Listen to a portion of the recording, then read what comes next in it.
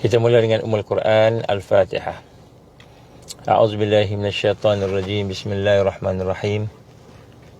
Alhamdulillahi rabbil alamin, arrahmanirrahim, maliki yaumiddin. Iyyaka na'budu wa iyyaka nasta'in. Ihdinas siratal mustaqim. Siratal ladzina an'amta 'alaihim ghairil maghdubi 'alaihim waladdallin. Amin. أعوذ بالله السميع العليم من الشيطان الرجيم. بسم الله الرحمن الرحيم. إن الحمد لله نحمده ونستعينه ونستهديه ونستغفره ونعوذ بالله من شرور أنفسنا ومن سيئات أعمالنا. من يهده الله فلا مضل له ومن يضلل فلا هادي له. أشهد أن لا إله إلا الله وحده لا شريك له وأشهد أن محمدا عبده ورسوله. Qala rabbi shrah li sadri wa yassir li amri wahlul 'uqdatam min lisani yafqahu qawli. Rabbi zidni ilman amma ba'd. Assalamualaikum warahmatullahi wabarakatuh. Alhamdulillah. Pertama-tama kita syukur kepada Allah Subhanahu wa taala, dengan keizinan Allah kita diberikan kesempatan pada malam ini untuk sama-sama kita melihat dan mendengar insya-Allah perkongsian-perkongsian. Pada kali ini insya-Allah saya akan berkongsi satu perkara yang merupakan rukun dalam tarbiyah yang penting. Perkara ini selalunya saya tak dedahkan kepada awam, tapi pada hari ini saya dedahkan, saya kongsikan dalam rangka untuk kita sama-sama membina kekuatan. Sekarang sudah sampai waktunya untuk kita berkongsi perkara-perkara yang penting. Jadi ini sebenarnya lanjutan daripada siri perbincangan kita yang lepas. Kalau boleh kita minta lah tolong tengok, dengar tentang aliran sains, sains dan juga sihir. Yang saya akan sambung lagi berkenaan sains dan sihir. InsyaAllah saya akan sambung bab sihir. InsyaAllah sains dan sihir. Dan kemudian saya akan InsyaAllah kita akan jelaskanlah tentang tipu daya Dajjal pada masa kini lah. Sebelum kita mula, mari sama-sama kita mentajridkan iman kita dengan kita membaca syahadah bersama-sama. Ikut saya sama-sama insyaAllah. Mudah-mudahan kita dapat membetulkan niat kita, matlamat kita insyaAllah. Bismillahirrahmanirrahim. Bismillahirrahmanirrahim. Bismillahirrahmanirrahim. Bismillahirrahmanirrahim. Bismillahirrahmanirrahim. Bismillahirrahmanirrahim. Bismillahirrahmanirrahim. Bismillahirrahmanirrahim. Bismillahirrahmanirrahim. Bismillahirrahmanirrahim.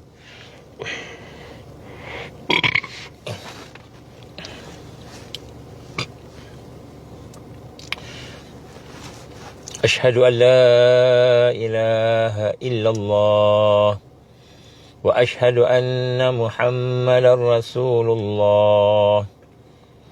Asyhadu an la ilaha illallah wa asyhadu anna Muhammadar Rasulullah. Asyhadu an la ilaha illallah wa asyhadu anna Muhammadar Rasulullah. Allahumma salli ala sayyidina Muhammad wa ala ali sayyidina Muhammad kama sallaita ala sayyidina Ibrahim wa ala ali sayyidina Ibrahim wa barik ala sayyidina Muhammad wa ala ali sayyidina Muhammad kama barakta ala sayyidina Ibrahim wa ala ali sayyidina Ibrahim fil alamin innaka Hamidum Majid. Alhamdulillah. Jadi pertama-tama kita sekali lagi panjatkan syukur pada Allah diberikan keizinan untuk kita bertemu pada malam ini. InsyaAllah dalam satu majlis kita sama-sama untuk kita membina satu kekuatan dengan rahmat Allah. Jadi insyaAllah pada hari ini saya akan membincangkan satu tajuk yang mungkin kita kata continuation jugalah daripada perbincangan kita yang lepas, iaitu berkenaan sains. Jadi sekarang ini kita melihat Alhamdulillah sebenarnya dari sudut kehidupan kita melihat kita akan diserang. Semua ramai cerita pasal serangan lah. Pasal berkenaan penderakaan, serangan, berkenaan dengan pengkhianatan. Ada pemimpin-pemimpin yang berkhianat di negara kita. Begitu juga dia ceritakan tentang keadaan bagaimana peperangan yang semakin memanjang. Dan sekarang ni kita melihat pula bagaimana keadaan peperangan Palestin dan Israel semakin panas. Dalam keadaan Israel sekarang ini telah mula terpecah dua, iaitu mereka yang tidak bersetuju dengan Netanyahu, malahan mereka mahu supaya ada gencatan senjata, supaya ada pertukaran tahanan dan sebagainya lah. Jadi kita melihat perkembangannya memang digambarkan oleh Netanyahu sendiri bagaimana peperangan ini tidak akan berhenti. Dia kata mungkin lebih kurang sampai 2025. Jadi bila disebut 2025 tu, maknanya dia menyatakan di sini bahawa peperangan ini akan membawa kepada keluarnya satu yang baru yang mungkin digambarkan sebagai Malik Mesayyak. Jadi maknanya mereka nampaknya seperti merancang peperangan ini, ataupun mungkin mereka melihat peperangan ini akan membawa kepada satu kemenangan kepada mereka. Maknanya Malik Mesayyak akan keluar. Pada masa yang sama, kita juga meyakini insya-Allah janji Rasulullah sallallahu alaihi wasallam bahawa peperangan ini akan membawa kepada kemenangan Islam, dan insya-Allah tentulah dengan kemenangan Islam itu maka akan ada gabungan di antara orang beriman seluruh dunia. Satu dunia akan bergabunglah dan akan dipimpin oleh mereka yang berkelayakan, dan kemudian mereka dipimpin oleh Al-Mahdi, Al-Imamul Mahdi. Jadi sebenarnya dalam keadaan yang ada pada hari ini, kita melihat sebenarnya telah ada lahir Mujaddid, sebagaimana digambarkan oleh Baba Meh saya jumpa di Kelantan. Itu juga yang saya fahamlah daripada huraian guru-guru yang ada. InsyaAllah saya akan sebut guru-guru yang saya sebut ni, dan kemudian sanad-sanad yang ada menunjukkan bahawa Mujaddid ini dia boleh ramai, dia bukan seorang, dia boleh ramai. Mujaddid ni mereka yang memperbaharui agama dari sudut semangatnya, rohnya, perjuangannya dan sebagainya. Mujaddid boleh ramai, tetapi Imamul Mahdi dia seorang. Imamul Mahdi dia seorang. Jadi Imamul Mahdi ini adalah merupakan yang akan menyatukanlah. Jadi tapi sebelum Imam Mahdi datang, maka akan berlaku kesatuan. Jadi taifah mansurah, kelompok-kelompok yang digambarkan akan diberi kemenangan akan bersatu. Cumanya pada hari ini kita ingin menyatakan bahawa saya ingin berkongsilah dengan tuan-tuan, puan-puan, sahabat-sahabat sekalian, terutamanya dari Ansar dan juga dari mereka yang serius dalam usaha untuk nak menggerakkan Islam ini. Maka saya sarankan supaya dapat ikuti kuliah ni. Kuliah ni amat penting, iaitu berkenaan dengan kita gambar sebagai arkanul tarbiyah. Yang pertama iaitu rukun tarbiyah yang pertama, yang mana rukun tarbiyah yang pertama ini adalah merupakan perkara yang menjadi rujukan, insya-Allah. Jadi bahan-bahan yang saya sampaikan ini datang daripada himpunan, sebahagiannya daripada nota-nota saya, tulisan-tulisan saya yang saya dapat daripada murabbi yang saya pernah lalui, ataupun nakib yang saya pernah lalui daripada dalam negara sehinggalah ke luar negara, dan sampailah pada hari ini insya-Allah. Dan insya-Allah bahan-bahan ini adalah bahan-bahan yang penting untuk kita sama-sama faham dan sama-sama meneliti, kerana dia akan menjadi suatu panduan yang besar. Di antara murabbi yang pernah saya bersama-sama dengannya secara langsung, sejak saya belajar lagi ketika saya di universiti, sejak daripada tahun 1990 di universiti, antaranya ialah Syekh Syauqi Al-Masri, begitu juga Syekh Muta'al Al-Jabari rahimallah, merupakan anak didik Al-Banna, Hasan Al-Banna rahimallah al-syahid. Begitu juga dia telah meninggal lah, Syekh Muta'al Al-Jabari rahimallah. Begitu juga beberapa orang dia disebut Al-Masir daripada Mesir. Begitu juga Syekh Safa Al-Siraidi daripada Iraq, dan beberapa lagi lah, Syekh Ghanim, Syekh Muhammad daripada Mesir dan sebagainya, yang sempat saya bersama-sama dengan mereka, dan alhamdulillah mereka telah membimbing, mendidik. Lebih kurang lah kita kata saya pernah bersama-sama dengan program dan proses-proses tarbiyah yang ada. Itu di luar negara. Sebahagiannya juga daripada Syekh Abu Bakar Al-Awawidah. Abu Bakar Al-Awawidah ini adalah merupakan seorang daripada ulama, daripada Ikatan Ulama Palestin, yang saya sempat juga bersama-sama ketika saya melaksanakan kerja-kerja membantu Palestin membebaskan ataupun meringankan bebanan kem pelarian di Syria sebelum perang. Jadi Syekh Abu Bakar Al-Awawidah ni daripada Syria, kemudian setelah perang dia berpindah ke ke Turki. Saya juga masih lagi bersama dengan dia sepanjang di Syria. Itu banyak kali lah, banyak masa lah. Dan banyak pengajaran-pengajaran yang saya dapat sama dengan dia. Begitu juga dengan beberapa orang syekh-syekh yang lain yang tak perlu saya nak sebut lah. Banyak sangat lah guru-guru yang ada. Dan kemudian di Malaysia pula ramai, ada berapa lah, saya tak nak sebut lah. Malaysia ni agak sensitif sikit, tapi mungkin yang telah meninggal dunia mungkin kurang sensitif sikit lah. Antara Al-Fadhil Datuk Kayabati Al-Fadhil Ustaz Dahlan Muhammad Zain, antara mereka yang menyentuh saya sejak daripada sekolah ketika saya berada di MRSM, jadi menyentuh saya dengan pengisian dia, pandangan dia tentang beberapa perkara yang saya tahu, asas yang menyebabkan bila saya habis belajar tu, saya terus sampailah ke luar negara. Saya meneruskan bersama-sama dengan orang-orang yang daripada luar negara pula lah, beberapa orang yang ada daripada Algeria. Yang paling besar sekali lah Syekh Muta'al Al-Jabari rahimahullah. Lebih kurang setengah jam tak sampai daripada rumah saya, dekat sangat. Jadi begitu juga Syekh Syafa' daripada Syekh Muta'al Al-Jabari rahimahullah daripada Mesir, Syekh Syauqi dari Mesir. Dan dia merupakan orang yang cukup hebat lah, menjadi idola saya jugalah masa saya belajar dulu. Dan alhamdulillah mereka telah melaksanakan tugas mereka. Saya nak menyambung risalah mereka lah, insya-Allah. Dan begitu juga dengan beberapa orang daripada Indonesia, dari Thailand, tapi dalam pertemuan yang sebentar-sebentar. Jadi insya-Allah saya sebut nama-nama mereka ini bukanlah kerana saya nak sebut siapa-siapa dia tu, tapi saya nak menyatakan bahan-bahan penyampaian yang saya nak sampaikan pada kali ini adalah merupakan bahan-bahan yang dah saya dapat daripada bimbingan-bimbingan mereka, terutamanya mereka yang duduk di dalam gerakan Islam, dalam dakwah, di dalam tarbiyah yang berjalan, dan insya-Allah bila kita melalui proses itu, maka barulah kita dapat melihat dengan jelas perjalanan yang tadi itu, insya-Allah.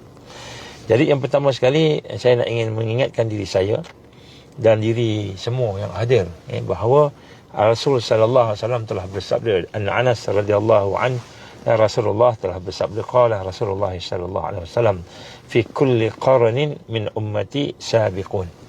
Jadi Nabi gambarkan dalam hadis yang diriwayatkan oleh Hakim At-Tirmizi, hadis sahih, pada setiap generasi daripada umat aku ini, kata Nabi, fi kulli qarnin, setiap daripada generasi daripada umat aku, min ummati ini, sabiqun, iaitu orang yang akan menjadi perintis, orang yang akan mempelopori. Orang yang akan mempelopori. Jadi apa yang saya nak maksudkan di sini ialah bagaimana di dalam tiap-tiap zaman dan fasa, orang beriman, orang Islam ni, terutamanya fasa kita sekarang ni dah memasuki 100 tahun kejatuhan Osmaniyah. Maka setiap fasa-fasa itu akan ada mereka yang mempelopori. Kita kata sabiqun, orang-orang yang mendahului. Kalau kita kata ni perintis. Jadi begitu juga di dalam tahun kita ni. Jadi maksudnya kalau kita kata 1924 kejatuhan, atau bukan kejatuhan, kita kata pelucutan jawatan Amirul Mukminin, 1924. Kalau tahun Masihi 2024, maka dia cukuplah 100 tahun Masihi lah, kiraan Masihi, iaitu kita telah pun memasuki 100 tahun. Maka setiap 100 tahun tu, innallaha yab'asu li hazihil ummah ala kulli mi'atan sanah, kan, man yujadidu laha dinaha atau kama Rasul Nabi, Allah akan membangkitkan setiap 100 tahun. Setiap 100 tahun itu di kalangan umat Rasulullah SAW itu, contohnya akan dibangkitkan mereka yang mentajdidkan, man yujadidu laha dinaha, mereka yang akan mentajdidkan agama tadi. Jadi di sinilah Nabi menggambarkan bahawa setiap umat aku ni, kulli qarnin, setiap generasi itu daripada umat aku ada sabiqun, iaitu orang yang akan mempelopori, orang yang akan merintis. Ya, sebab itulah pada hari ini saya nak sebut kepada tuan-tuan, puan-puan, sahabat dan sahabat, tuan-tuan guru sekalian, ustaz-ustaz sekalian, bahawa kita berada di zaman-zaman, sama ada mendekati, memasuki ataupun telah pun melepasi kita kata 100 tahun. Maka kita sedang memasuki era tajdid dan kebangkitan. Maka kita perlu melihat bahawa apa yang kita dapat 10 tahun lepas, 20 tahun lepas, 30 tahun lepas, mungkin ada sampai 50 tahun lepas. Dalam konteks tarbiyah, dalam konteks dakwah ini, perlu kepada tajdid, perlu kepada pembaikan, pengislahan yang betul, satu bentuk pembaharuan yang betul, tajdid. Dari sini kita lihat, maka tak cukup dengan kita hanya mengikuti satu aliran saja. Contohnya kalau kita orang tarikat, kita kata tarikat je. Kalau kita orang sufi, sufi je. Kalau kita orang gerakan Islam yang memikirkan tentang fikrah, kefahaman yang syumul sebagainya, sekadar fikrah je, fikrah mantap, tapi hati kosong, hati keras, hati ada dunia dalamnya. Jadi kita dapat tak cukup, kita kena masuk kepada era yang disebutkan sebagai as-sabiqun.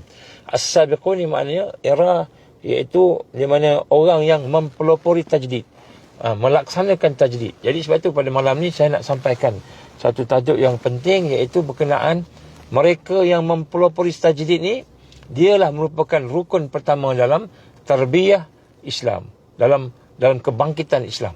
Kebangkitan Islam ni bukan lahir daripada orang yang hanya fokus pada satu aspek aja. Contohnya, dia seorang profesor dan mahir dalam satu bahagian, PhD sampai 10 PhD, tapi dia tidak memahami akan hakikat Sufism contohnya, tasawuf, tazkiyah nafs. Dia tidak memahami pula aspek-aspek dari sudut dakwah, mungkin di bahagian usuluddin, mungkin di bahagian hadis.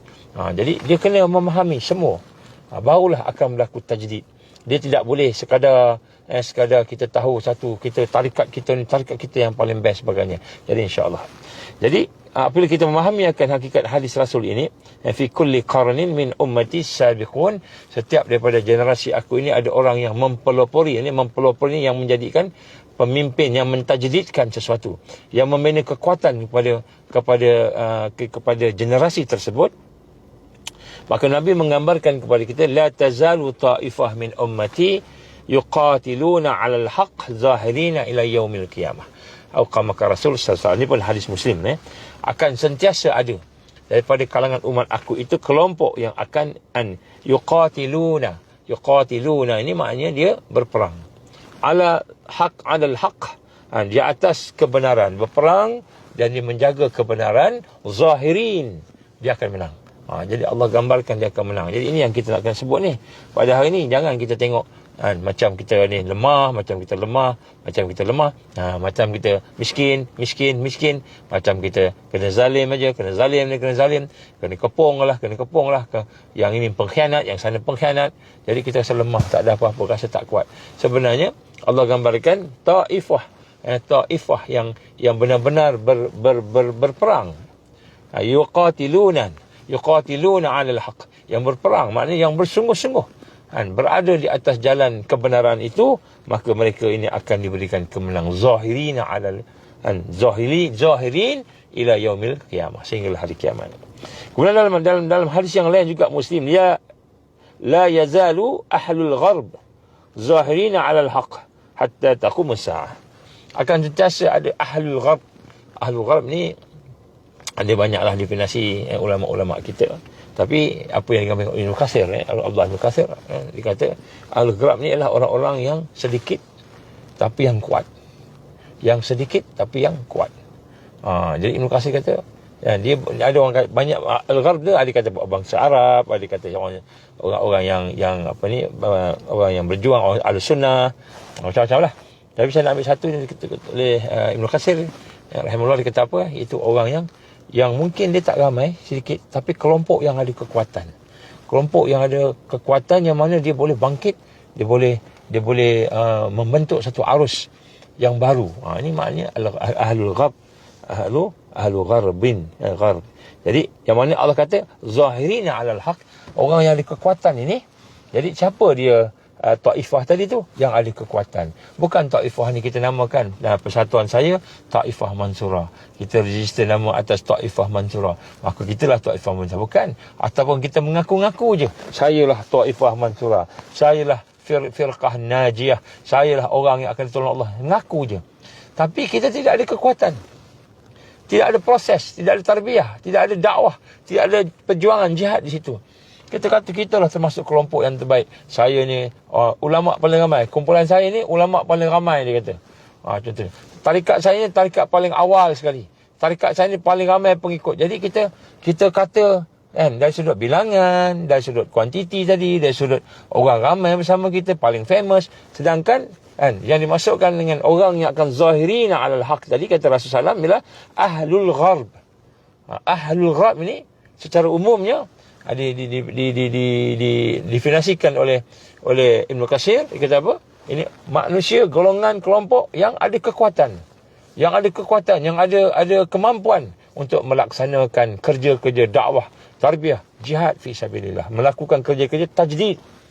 Jadi ini yang kita nak kena perhatikan. Jadi bukan kalau cakap-cakap, hari ini ramai persatuan Islam, ramai kan, persatuan penduduk Islam ramai, persatuan ahli qaryah masjid ramai, tapi adakah ada kekuatan? Ini yang kita nak kena tengok pada malam ni. Sebab kalau tak, kita tertipu, kita ingat kita dah kuat dah. Contoh kan, sekarang ni kan, kita dengar Israel akan kalah kalau masjid subuh penuh kan, subuh orang semayang penuh, Israel akan kalah. Israel akan kalah kan, kalau masjid subuh penuh macam Jumaat contoh. Maka kita pun buat kempen semayang Jumaat, semayang subuh. Bagus kempen tu. Kita kata baguslah dakwah untuk kita. Tetapi adakah itu sebenarnya? Kan? Itu kata yang cakap tu, perkataan tu, yang cakap tu bukan orang Islam pun, orang Yahudi yang cakap. Dia kata apa? Dia kata kita ni takkan kalah selagi, tengoklah semayang subuh dia, semayang subuh tak penuh, macam itulah. Kalau tak silap, Golden Mile yang cakap tu, Perdana Menteri yang pertama Israel, dia sebut. Kalau tak silap, tak silap. Jadi bukanlah kita kata ada hadis Nabi kata kan, nak menang Palestin lawan Israel, kena penuhkan subuh dekat surau, kat masjid kan. Bukanlah kata-katanya begitu kan. Tapi nak sebut sini, itu salah satu tanda-tanda yang mungkin lah kan. Itu bukan daripada hadis Nabi. Jadi nak sebut sini, kita pun fokuslah kepada subuh kan. Maka jadi trend artis yang pergi. Bukan salah hati, bagus artis pergi, bagus. Kita suka kempen macam itu. Cumanya adakah itu dia kekuatan? Bukan. Kekuatan yang pergi subuh tu, dia juga boleh pergi zuhur, dia juga boleh pergi asar, dia juga boleh pergi maghrib dan isyak berjamaah. Malahan dia boleh menghidupkan malam kan, tahajud berjamaah. Itu maknanya orang yang ada kekuatan. Bukan main cakap-cakap saya ni dah pergi masjid, pergi semayang semua cukup dah, okey dah, ramai kita bangga dengan ramainya orang pergi masjid sewaktu subuh kan. Ini adalah bangsa kita dan sebagainya. Jadi bukanlah saya bukan nak komen, nak saya setuju, saya sokong dakwah tersebut, tapi itu bukan ukuran kekuatan. Ukuran kekuatan bukan kita boleh melihat ramai orang ataupun sebagainya, tetapi kita melihat sejauh mana yang ramai itu benar-benar berada dalam proses tarbiyah. Bagaimana dulu Nabi sallallahu alaihi wasallam memproses sahabat-sahabat dia, sehingga melahirkan orang seperti Abu Bakar As-Siddiq radhiyallahu an, Umar bin Khattab radhiyallahu an, Utsman bin Affan radhiyallahu an, Ali bin Abi Talib radhiyallahu an, lahir seperti Abu Hurairah radhiyallahu an, Abu Ubaidah radhiyallahu an. Lahir orang begitu. Dan lahir kekuatan macam mana yang berlaku di Palestin kepada mereka yang sedang berperang dengan Israel sekarang ni, Hamas, dan juga seangkatan dengannya yang telah melalui tarbiyah yang mantap. Kita nak sebut mantap lah banding kita kan. Kita ni jauh. Baik. Sebab itulah di gambar sini, ya la yazalu ahlul gharb. Jadi akan sentiasa ada di kalangan kamu ini, di kalangan umat aku ini, ahlul gharbi, iaitu di kalangan orang beriman yang ada kekuatan. Ini kita tengok kekuatan. Dan sini kita lihat bagaimana Allah Taala menggambarkan melalui Rasulullah sallallahu alaihi wasallam bagaimana kita perlu berada dalam keadaan berjamaah bersama-sama, ukhuwah, tak boleh seorang-seorang. Sebab tarbiyah tak boleh berjalan seorang-seorang. Dakwah tak boleh jalan seorang-seorang. Jihad lagilah tak boleh berjalan seorang-seorang. Kalau kita buat seorang-seorang, tidak akan sampai kepada kesempurnaan. Tak boleh sampai. Jadi sebab tu kita nak kena buat secara bersama-sama. Bagaimana digambarkan oleh banyaklah hadis-hadis, saya tak nak baca berkenaan dengan jamaah, cuma saya sebut sini bagaimana Allah SWT menggambarkan kehidupan orang-orang yang beriman itu, mereka mesti duduk di dalam tarbiyah. Kita nak menjadi sebagaimana firman Allah Subhanahu wa taala, wa minan nasi man yashri nafsahu bitigha'a mardatillah wallahu raufun bil ibad. yang Allah gambarkan dalam surah Al-Baqarah ayat 207. Dan di antara manusia ada yang mengorbankan dirinya, maknanya sampai peringkat dia berkorban, korban masa, korban pemikiran dia, korban fizikal dia, korban jiwa dia, korban nyawa dia, korban harta dia. Ada manusia man yashri nafsahu batigha'a mardatillah, iaitu mereka berkorban untuk mendapatkan redha Allah semata-mata. Wallahu ra'ufun bil ibad, dan Allah amat belas kasihan kepada hamba-hambanya. Jadi kita nak jadi yang itulah. Baik, untuk itu maka kita hendaklah memahami bahawa kita perlu berada dalam tarbiyah. Dalam tarbiyah. Dan tarbiyah ini rukun yang pertama ialah murabbi misali. Mesti ada murabbi misali. Jadi saya nak cerita kat sini tentang mungkin karakteristik murabbi ni, profil yang pertama, supaya kita boleh berada bersama dengan murabbi. Murabbi pula mesti murabbi yang al-haq, yang benar. Murabbi yang benar. Murabbi ini macam-macam jenis. Malah ada rancangan TV, kalau tak salah saya, murabbi nama dia. Jadi kadang-kadang dia jadi entertainment pula murabbi ni. Dia jadi macam, kalau nampak murabbi ni apa? Murabbi ni macam penceramah. Bukan, murabbi bukan penceramah. Murabbi dari sifat-sifat yang tertentu.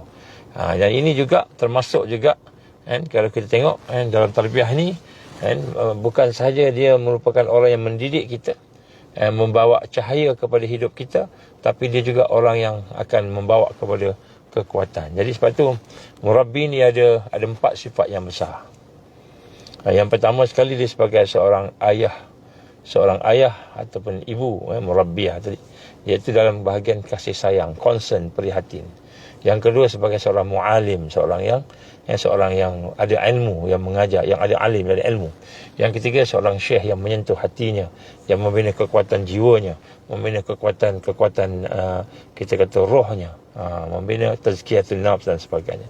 Dan yang keempat, sebagai seorang komandan dalam jihad. Dia ada disiplin, dia boleh arah, dia boleh suruh kita, kamu tak buat macam ni, indibat, dia melanggar disiplin, maka kamu ni dihukum. Kemudian dia menyusun, dia ada strategi.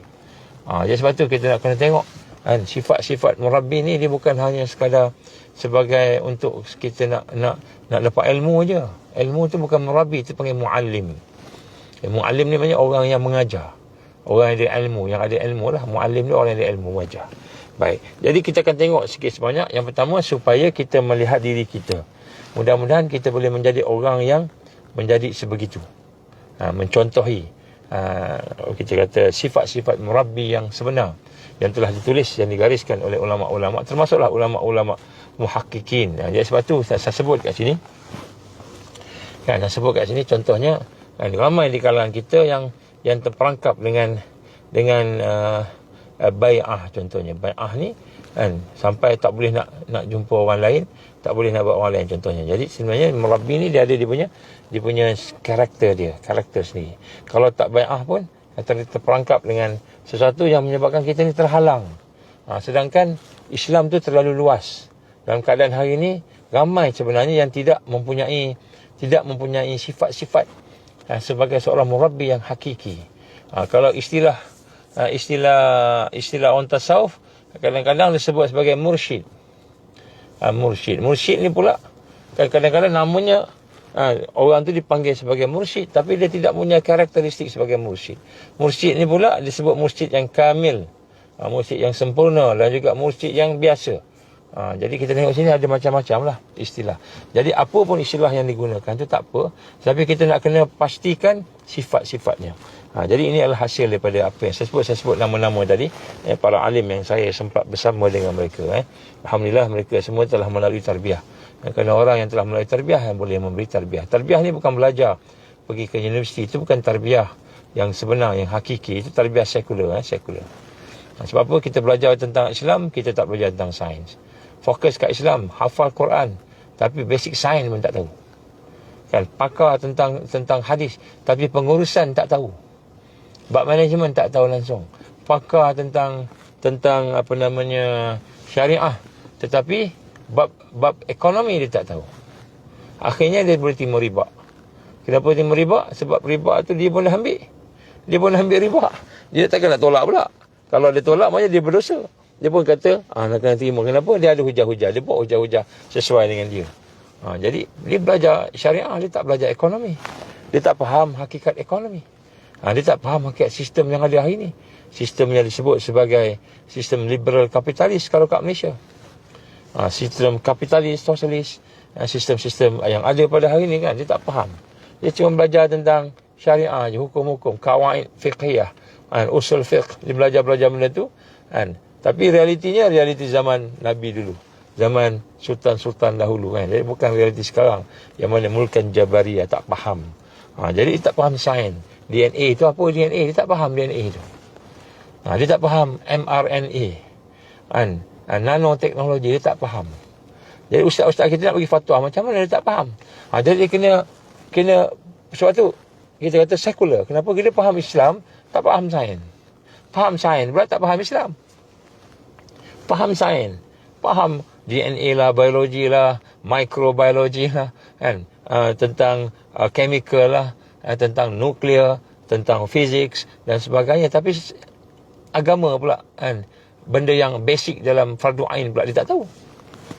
Kan? Contohnya, kan? Halalan thayyibah, apa maksud halalan thayyibah? Kan contohnya, apa maksud nafsu ammara bisu? Apa benda nafsu lawamah, tak faham pula. Tak faham pula. Jadi ada yang faham ni itu sekular, dia terpisah-pisah. Jadi kita dah duduk dalam sistem sekular. Sebab tu kita nak kena faham, orang yang pergi sekolah agama, madrasah, tak semestinya dia hebat semuanya.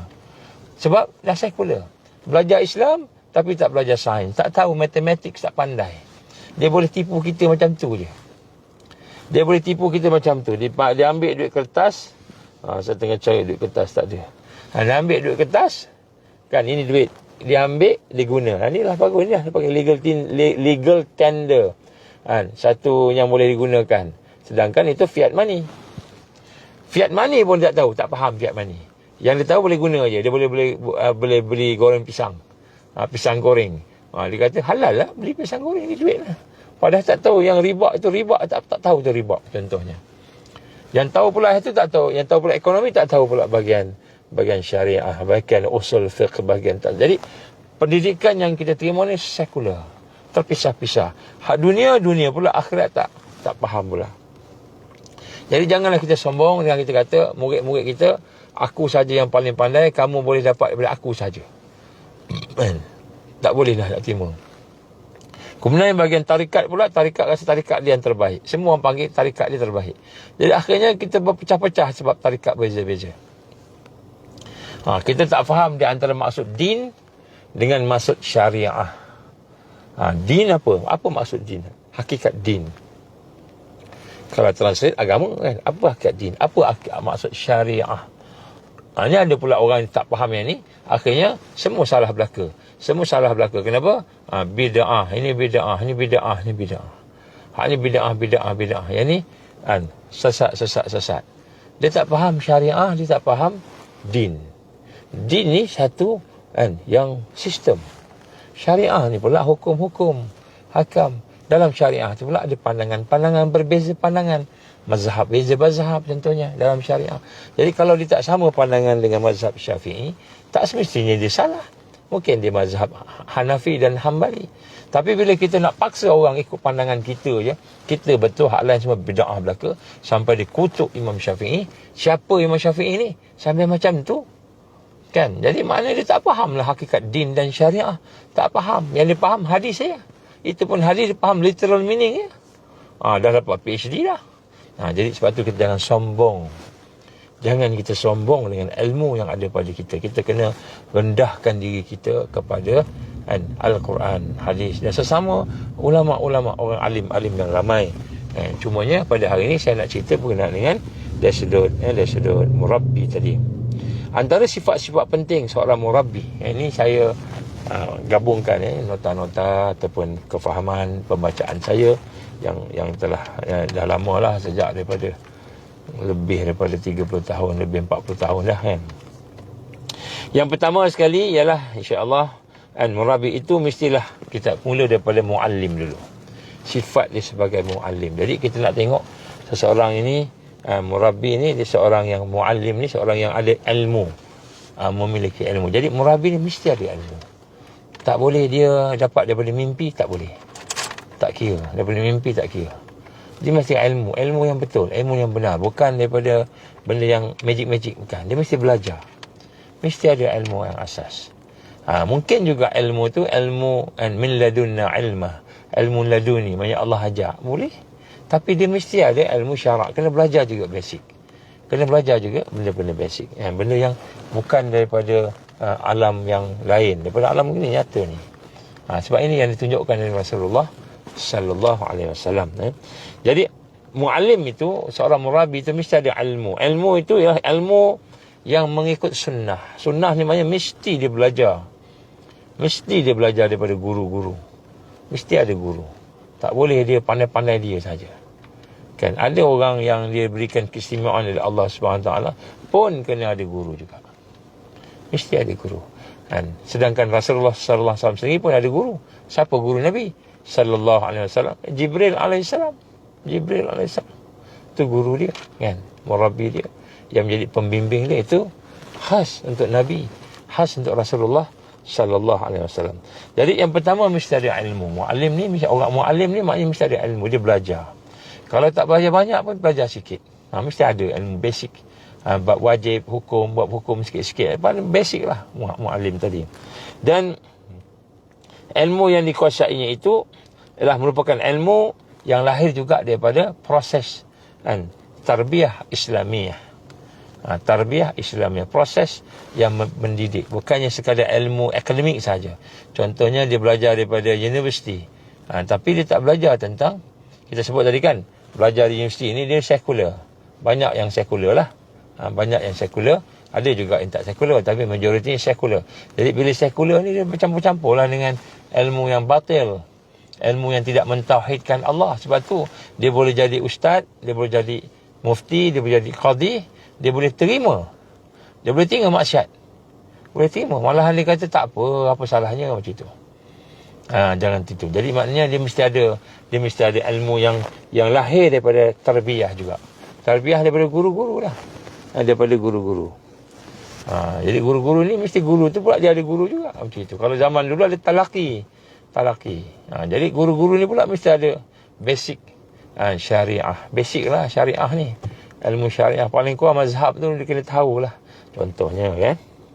Jadi ilmu tu harus dikuasai oleh seorang murabbi, meliputi beberapa cabang ilmu yang asas yang membawa maksud Islam yang dipaham tu Islam yang syamil, kamil dan seimbang, tawazun. Jadi sehingga menyebabkan dia itu mempunyai kefahaman Islam yang menyeluruh. Dia bukan faham Islam ni sekadar semayang aja. Jadi Islam ni semayang aja. Jadi apa-apa cakap semayang. Semayang penting, tapi bukan hanya semayang aja. Ada lain lagi. Ada lagi, bukan semayang, ada sebelum semayang tu ada syahadah. Kena faham syahadah dulu. Sebelum kita faham semayang, kita kena faham syahadah. Syahadah ni apa? Syahadah ni ialah janji, penyaksian kita. Janji kita, bai'ah kita dengan Allah, syahadah ni. Penyaksian kita pada Allah Subhanahu Wa Taala. Jadi syahadah ni ada rukun. Ada rukun-rukun syahadah. Macam sembahyang, ada rukun-rukun sembahyang. Jadi kita duk tengok pasal sembahyang, terlupa syahadah. Sehingga akhirnya kita sembahyang, tapi kita boleh menyokong sistem kufur. Kita sembahyang, kita rasa dah bagus dah, sempurna dah. Tapi kita reda dengan masjid yang dibuat dengan riba. Kita reda masjid dibuat oleh riba. Kita semayang, tapi kita semayang tak kenal Allah, tidak ada makrifat pada Allah. Dia semayang ni, tengok semayang. Semayang. Kita semayang, kita baca, kita beramal. Sebab tu hari ni amal pun nak kena faham. Kan? Amal ni kadang-kadang kita cakap ada doa-doa kan. Hari ni banyak. Kadang-kadang kita nampak dekat Google ke, dekat YouTube ke mana, ustaz-ustaz kita mengajar doa. Baca doa ni mustajab, baca doa ni mustajab, baca doa ni mustajab. Sedangkan tidak diajar bagaimana hakikat dan kaifiat doa, asas doa yang sebenar. Apa asas doa? Doa ni ibadah. Tapi apa asasnya? Asasnya mesti akidah. Mesti akidah. Jadi kita setakat ambil satu je. Sehingga kita kata bacalah doa ni pasti jadi kaya. Allah bagi rezeki. Kita pun baca. Akhirnya bersandar kita bukan pada Allah, bersandar pada doa, bersandar pada amal. Boleh ke kita bersandar pada amal? Boleh ke kita bersandar pada amal? Tak boleh. Kita kena bersandar pada Allah. Doa lah, minta ke Allah. Tapi oleh kerana kita tak faham, akidah kita tak jelas. Rukun yang pertama, syahadah, kita tak faham. Rukun syahadah kita tak faham. Jadi kita dah belajar dah sampai PhD. Tapi tanya, rukun syahadah apa? Tak tahu rukun syahadah. Apa rukun syahadah? Asyhadu an la ilaha illallah wa asyhadu anna Muhammad Rasulullah. Itulah dia. Apa benda dia? Aku naik saksi tidak ada ilah Tuhan melainkan Allah. Dan aku naik saksi tidak ada Rasulullah SAW, Muhammad Rasulullah SAW. Itu makna syahadah. Apa rukun syahadah? Jadi bab syahadah pun tak lepas. Kemudian apa dia punya perkara yang membatalkan syahadah? Itu pun tak lepas. Contohnya kan, apa perkara yang merosakkan syahadah? Dia tak batal tapi rosak. Syahadah tak batal tapi rosak. Ada perkara yang membatalkan syahadah, ada perkara yang merosakkan syahadah, ada perkara yang jadi rukun syahadah. Itu contoh ni bab syahadah aja. Banyak lagi dalam syahadah ni. Tapi yang dia tahu semayang aja, semayang. Dia rajak semayang. Dia tengok orang tak semayang. Orang tak semayang sebab orang tak faham syahadah. Tak faham.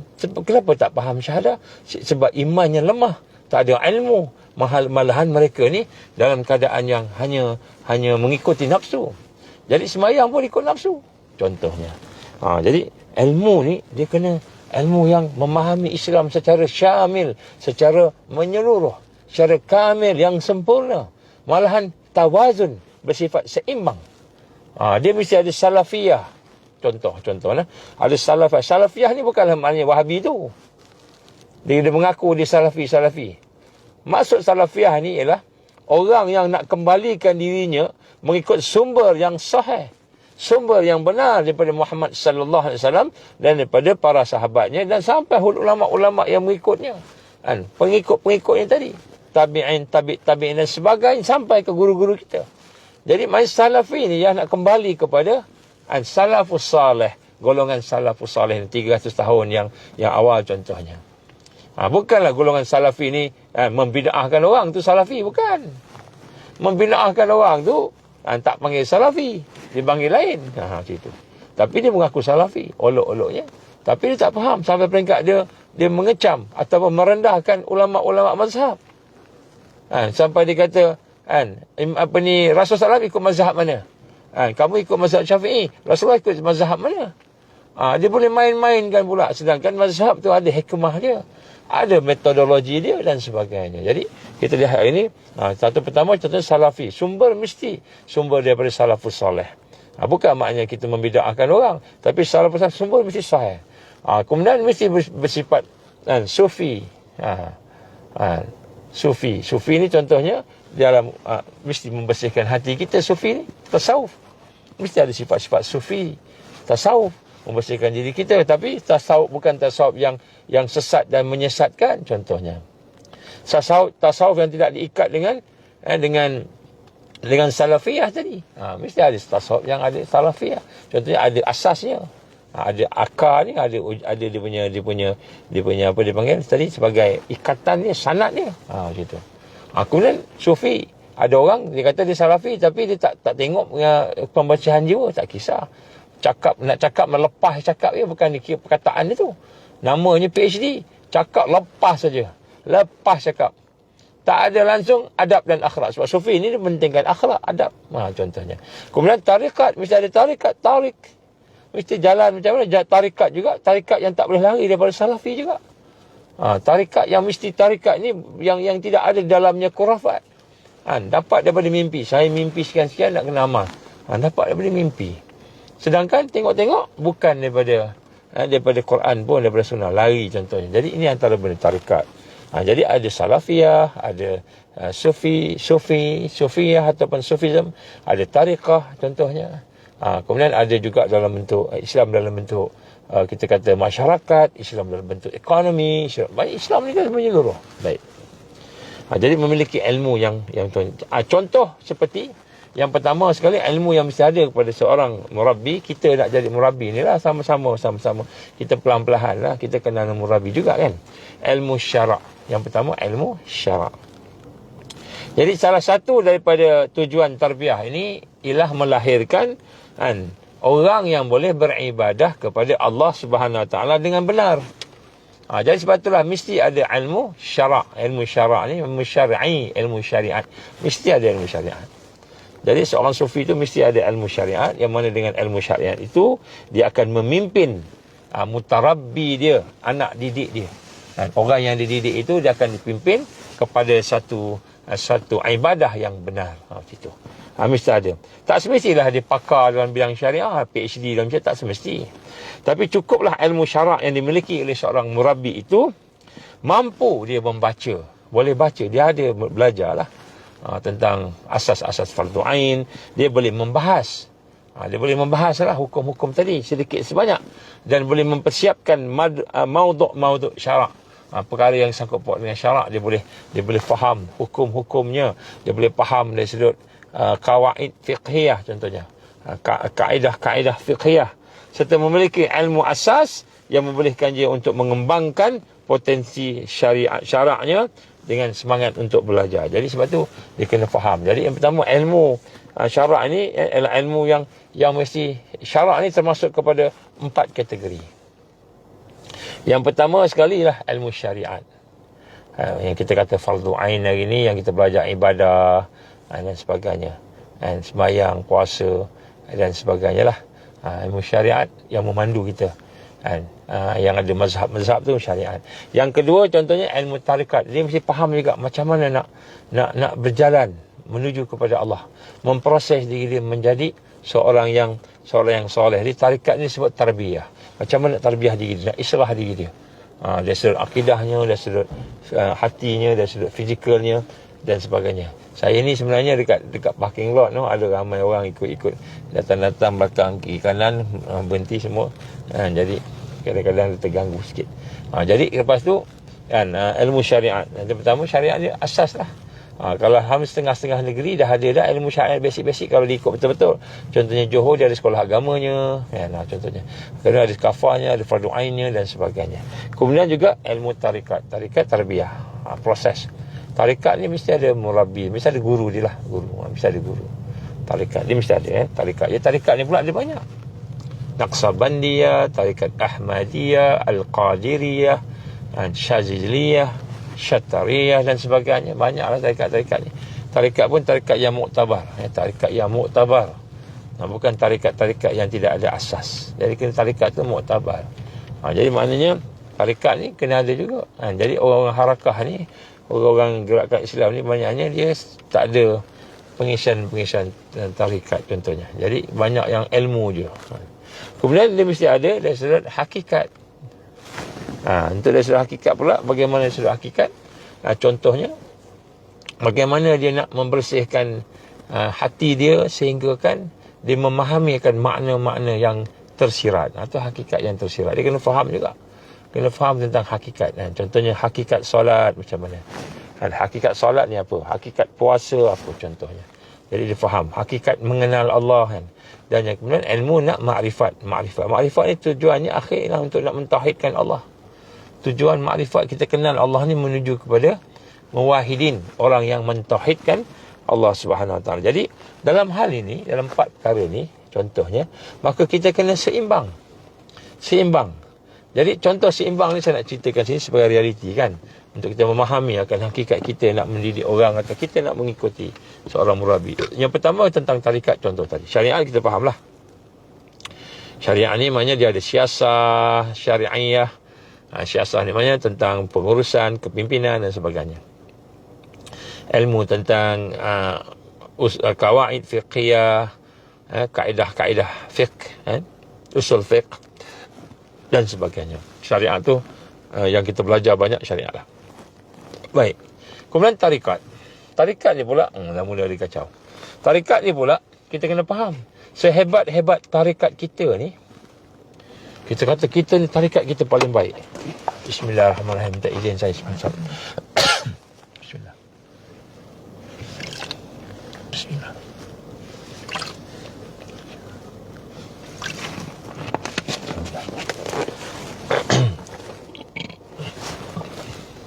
Sehebat-hebat tarikat kita ni, orang ni tarikat kan, tarikat.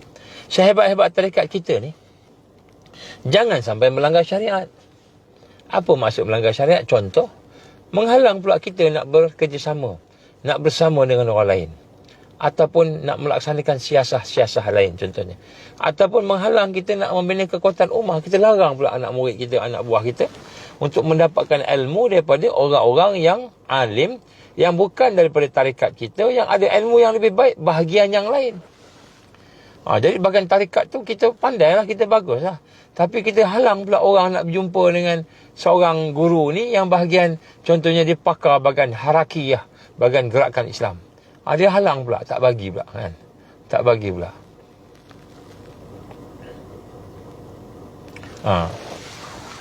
Jadi kita nak tengok kat sini bagaimana keadaan yang ada ni. Kadang-kadang kita larang pula, tak boleh. Saya dengar ramai juga kita jangan ikut Ustaz Nur Azman tu, dia kata. Kenapa? Sebab dia tu apa-apa macam saya sebutlah kan. Jadi padahal dia sendiri tak ada ilmu yang ada pada orang lain tu. Contohnya ilmu tajdid. Ilmu tajdid ni ilmu memahami waqi'. Kita akan tengok sekejap lagi waqi'. Jadi tarikat ni, jangan sampai sehebat-hebat tarikat kita ni, saya tidak menyalahkan mana-mana tarikat. Main tarikat ni ikutlah masing-masing. Dia ada susul galurnya. Masing-masing ada dia punya sanad dia. Masing-masing ada dia punya ikatan-ikatan dengan tuan-tuan guru mereka. Sampailah ada yang bahagian sampai ke sanad Abu Bakar As-Siddiq, ada yang sampai sanad Uthman, sanad Umar, ada yang sampai sanad Ali, ada yang sampai macam-macam lah sahabat-sahabat kita ni kan. Mereka berdakwah dan teruslah. Jadi jangan sampai menghalang kita membina kekuatan. Jadi sehebat-hebat tarikat kita pun jangan sampai menghalang kita bersatu padu dengan tarikat lain, dengan orang lain contohnya, dan membina kekuatan melalui jihad dakwah dan tarbiyah sunnah. Jihad dakwah dan tarbiyah ni sunnah, kena buat.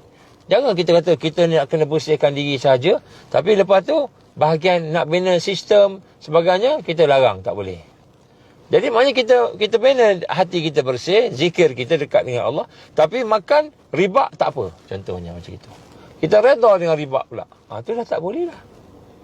Dah tak boleh lah contoh. Jadi maknanya tarikat ini adalah merupakan suatu yang baik, tetapi kita mesti ikat dengan kesyumulan Islam, kesempurnaan Islam. Kita kena ikat pula dengan perjuangan Islam. Sebab itu Salahuddin Al-Ayyubi, dia ada tarikat dia kan. Sultan Al-Fatih ada tarikat dia. Maknanya tarikat dia ada dia punya guru dia. Jadi sebab tu murabi ni mesti salah satunya dia bersifat sebagai syekh yang membimbing dia, hatinya, membina tazkiyah nafs dia, membina kekuatan akidahnya dan sebagainya. Dia membina Islam yang menyeluruh. Maknanya tarikat tu jangan sampai kita membina ibadah semata-mata, membina hubungan kita dengan Allah, suluk menuju kepada Allah, tetapi kita tidak membina kekuatan Islam, sistem Islam. Sedangkan Allah perintah kita membina sistem Islam. Apa dalil membina sistem Islam? Allah menggambarkan tentang bila nak cipta Adam, dia nak menjadikan khalifah. Wa iz qala rabbuka lil malaikati inni ja'ilun fil ardi khalifah. Dan sesungguhnya aku nak menjadikan khalifah. Khalifah ni apa? Bukan khalifah tu hanya sekadar pemerintah. Khalifah ni dia membawa sistem Islam. Allah cerita pula dalam ayat yang lain, inna din indallah al-Islam. Ini agama yang diterima, hidup yang diterima ialah Islam.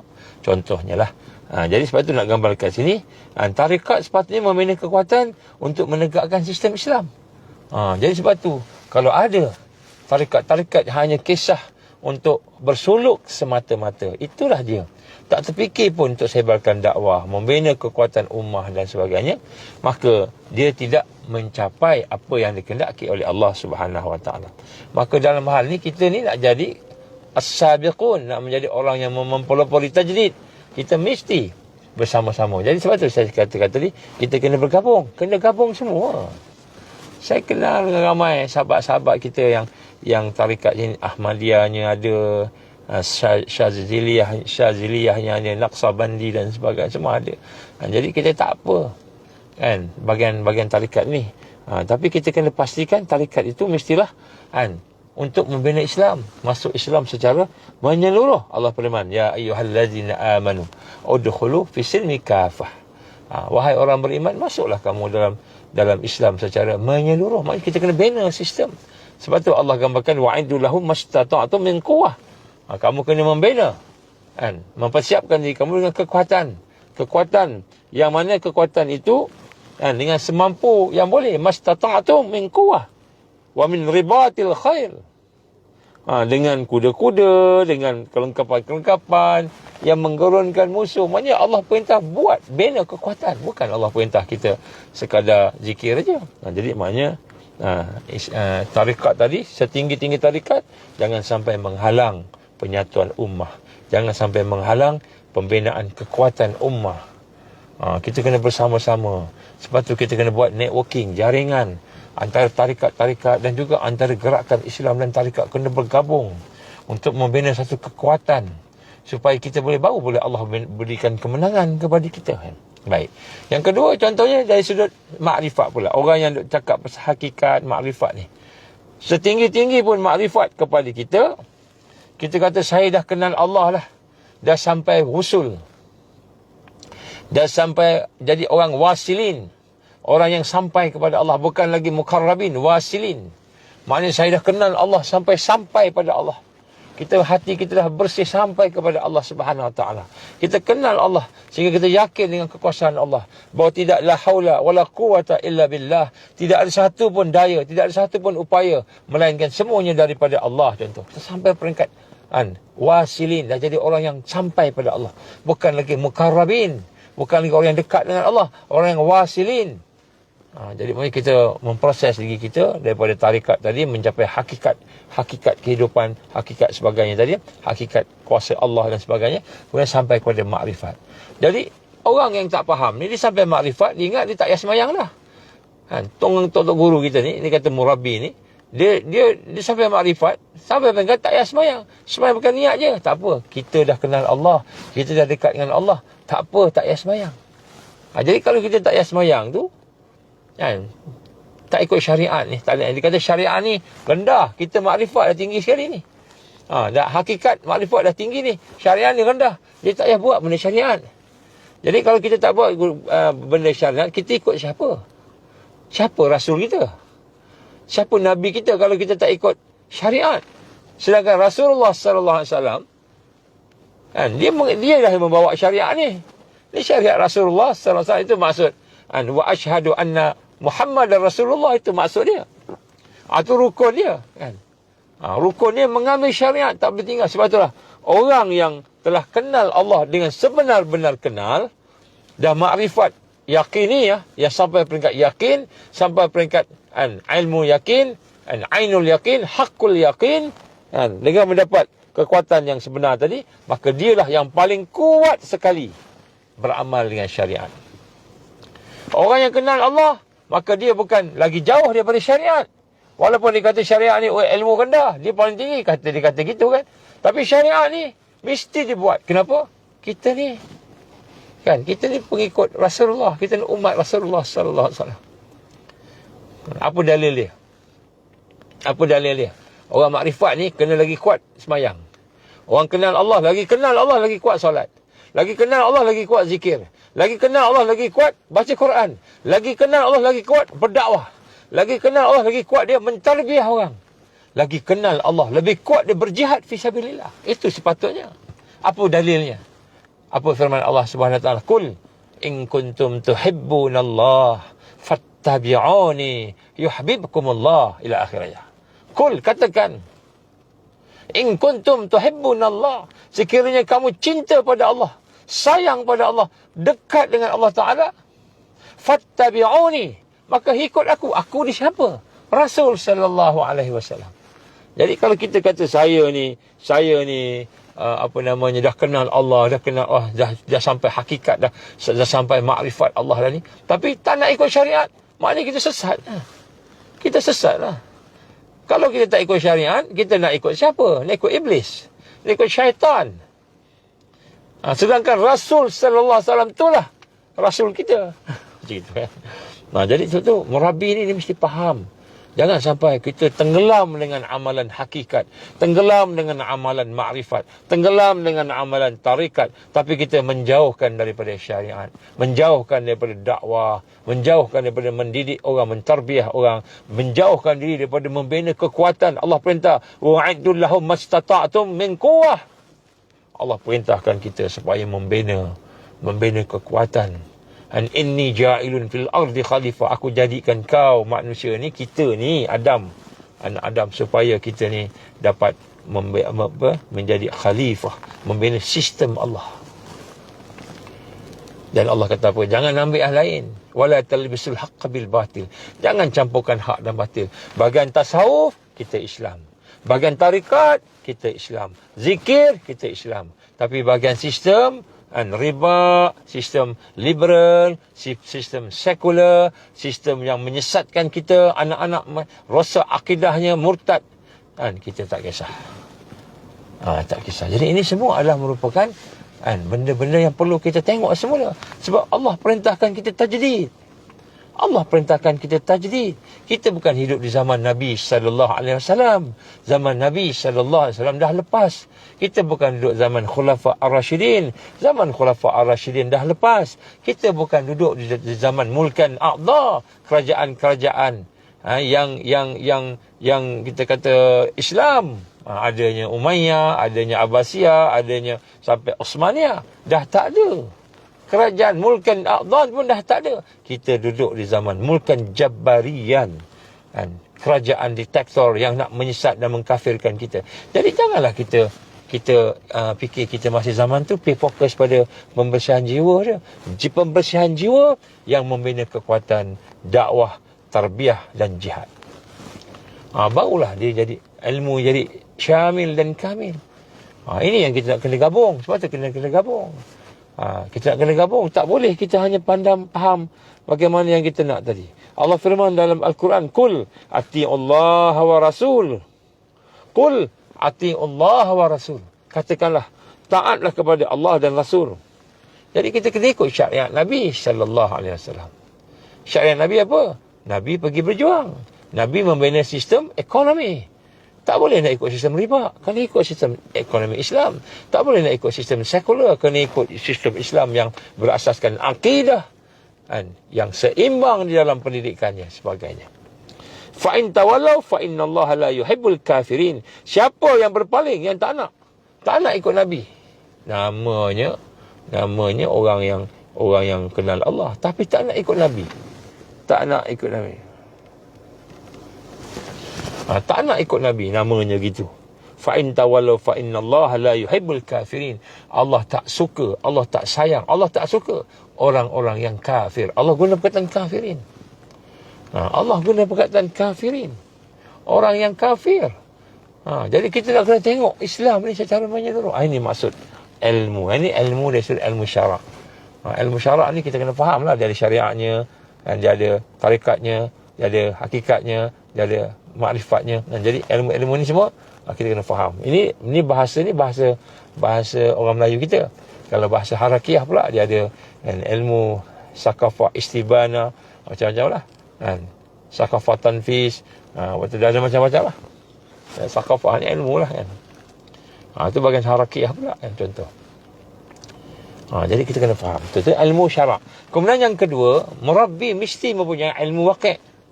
Ilmu tentang realiti. Jadi kita tak boleh ikut aja orang dulu-dulu, tak ada panduan realiti. Realiti. Jadi ilmu ni ialah ilmu semasa. Ilmu keadaan contemporary yang sesuai. Sebab tu dalam kaedah syarak dia disebut murunah yang fleksibel. Islam ni dia bersifat fleksibel. Dia boleh sesuai dengan zaman, tetapi dia ada prinsipnya.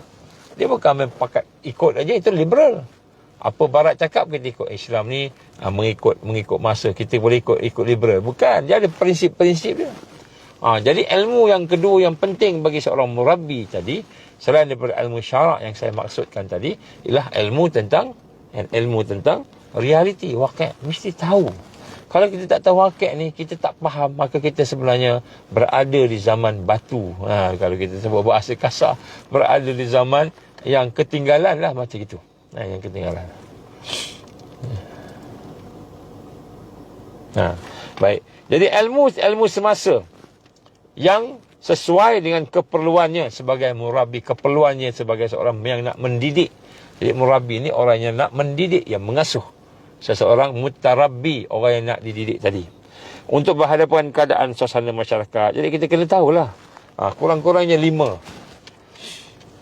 Saya nak sebut sini sekurang-kurangnya ada 5 wakil kita kena tahu. 5 realiti kita kena tahu. Jadi kita nak jadi murabi ni kita kena faham. Jadi sebab tu ada orang dia boleh cerita macam-macam. Benda-benda yang nyata, yang gaib sebagainya, tapi wakil tak faham. Bila tak faham wakil, maka dia cakap tu tidak berpijak di atas bumi yang nyata. Bumi yang nyata. Ini wakil ni penting. Baik. Yang pertama sekali wakil iaitu realiti pergerakan jamaah Rasulullah sallallahu alaihi wasallam dan pengikut-pengikutnya. Yang pertama sekali wakil tentang harakah Rasulullah sallallahu alaihi wasallam. Yang pertama sekali wakil tentang macam mana Nabi bergerak. Fasa di Mekah macam mana? Fasa di Madinah macam mana? Kemudian fasa lepas Fathul Makkah. Fathul Makkah, pembukaan Mekah macam mana pula? Fasa di Mekah, fasa di Madinah. Kemudian di antara Mekah Madinah ada hijrah, prosesnya, sistemnya. Kemudian fasa di Madinah macam mana pula ketika Daulah Islam. Daulah Islam pula sebelum pembukaan kota Mekah, selepas pembukaan kota Fathul Makkah. Macam mana pula? Kemudian disambung pula oleh Khulafa Ar-Rasyidin, pergerakan Abu Bakar, Omar, Osman, Ali. Disambung pula oleh pergerakan daripada Bani Umayyah, kerajaan Bani Umayyah. Disambung pula Bani Abbasiyah. Dan seterusnya sampailah Osmaniyah. Macam itu. Gerakan Muhammad Al-Fatih, gerakan Salahuddin Al-Ayubi, gerakan Harakah. Gerakan-gerakan tu. Jadi nak sebut kat sini, kita kena faham realiti. Jadi murabi mesti faham sirah. Mesti faham. Tak banyak pun sikit. Jadi ini harakiah ni, bahagian gerakan. Mesti faham. Kalau kita faham macam mana nak bimbing anak-anak murid kita, tazkiyah nafs, bina diri, zikir dan makrifat Allah, hakikat tadi, tapi tak faham wakil musuh, cuma wakil yang ada gerakan Islam, kita tak lengkap lagi. Kita kena cari orang yang boleh harakat Islam. Barulah gerakan tarikat kita tu, gerakan kumpulan kita tu akan berkembang. Ini berdasarkan pengalaman saya lah. Saya bersama-sama dengan beberapa orang saya sebut tadi, nama-nama saya sebut awal tadi.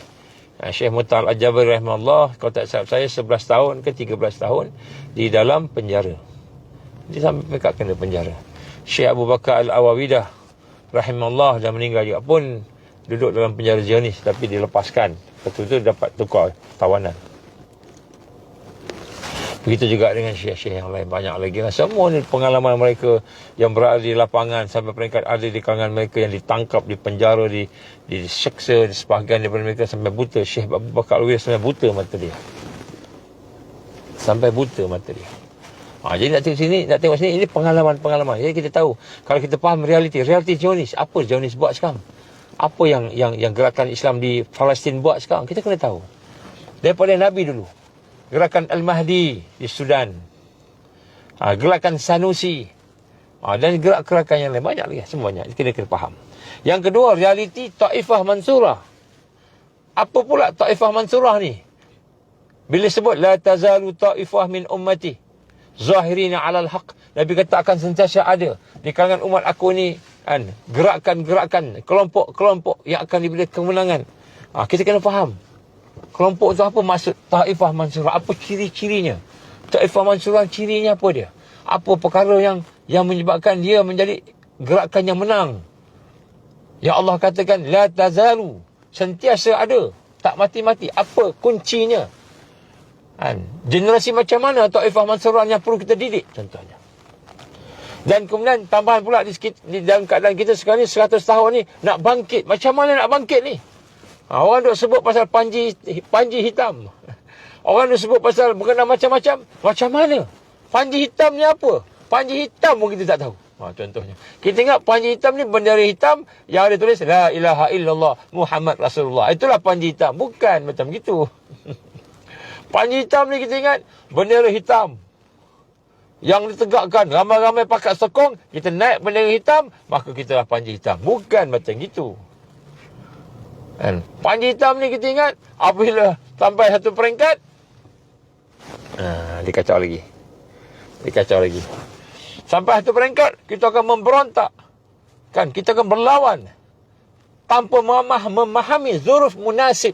Ada satu pula kaedah, zuruf munasib. Zuruf munasib ni kan, suasana yang munasabah untuk konfrontasi, untuk bangkit, untuk sebagainya sampai masa.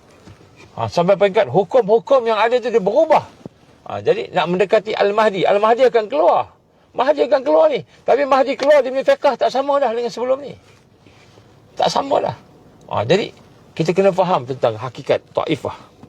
Taifah Mansurah ni macam mana kita kena faham. Ni realiti. Ni realiti wakil ni kena faham. Jadi kita kalau tak ada ni tak ada dalam silibus universiti, tak ada ni.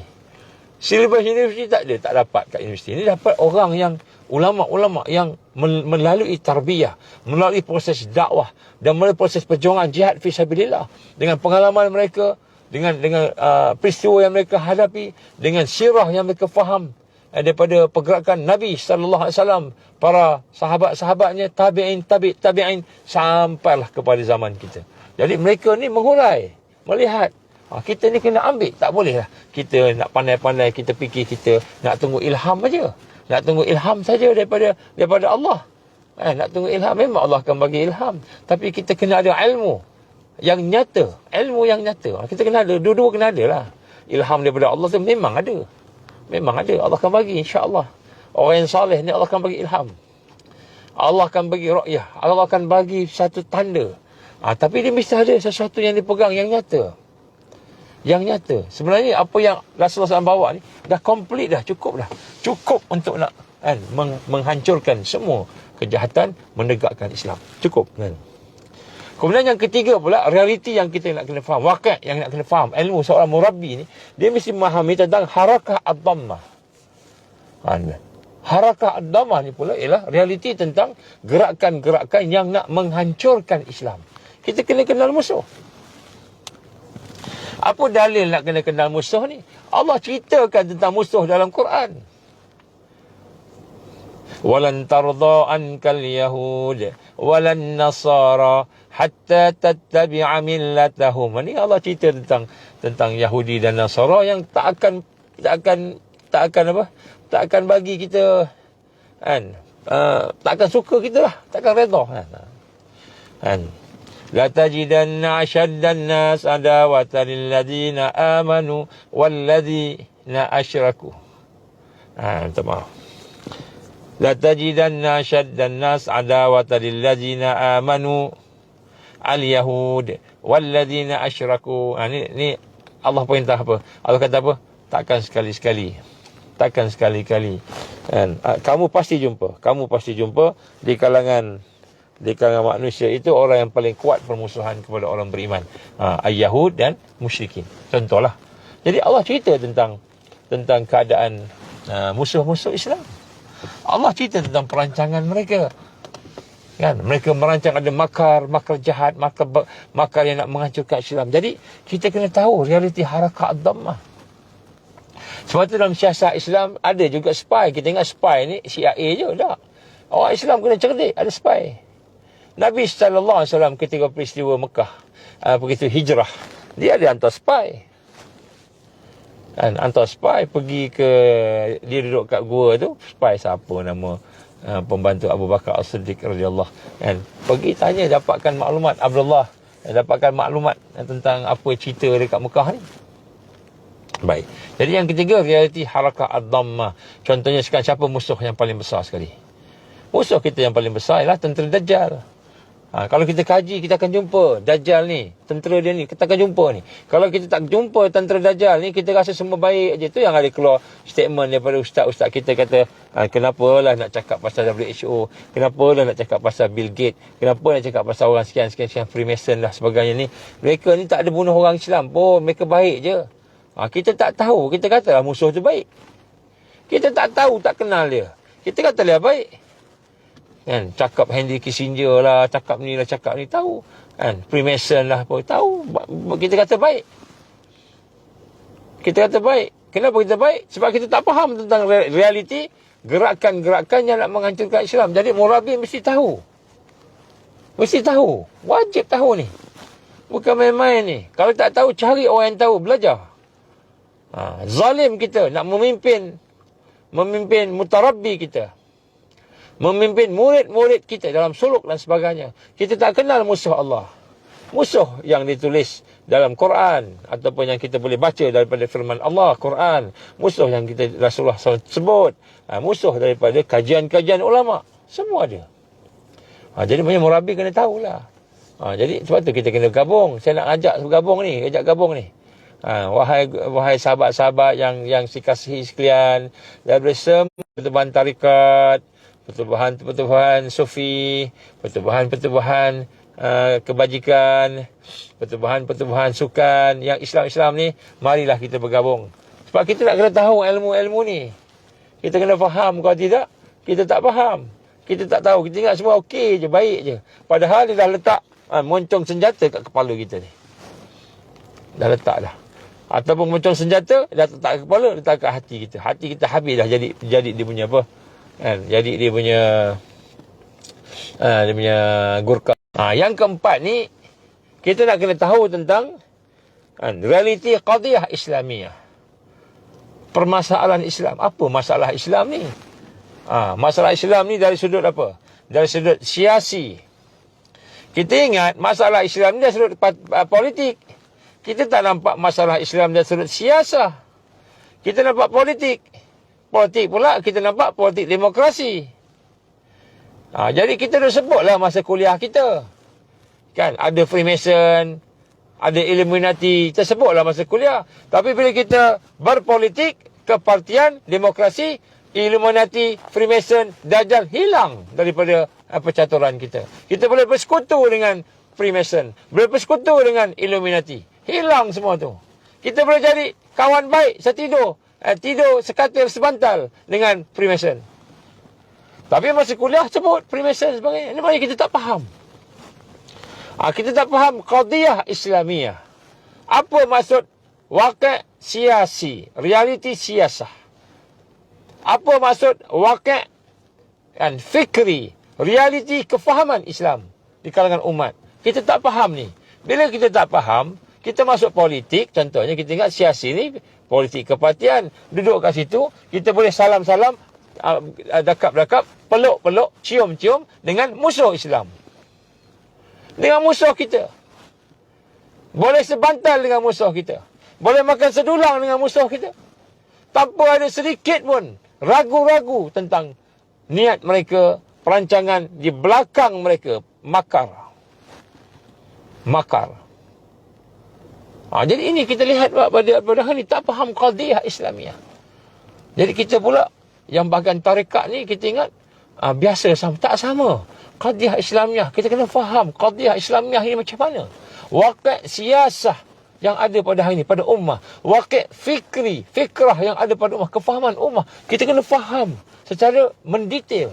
Barulah kita boleh faham dia punya solusinya, penyelesaiannya. Baru kita faham macam mana nak bergerak dalam dakwah. Macam mana nak bergerak dalam tarbiyah. Macam mana nak bergerak dalam jihad. Baru kita faham. Kalau tidak, kita tak faham.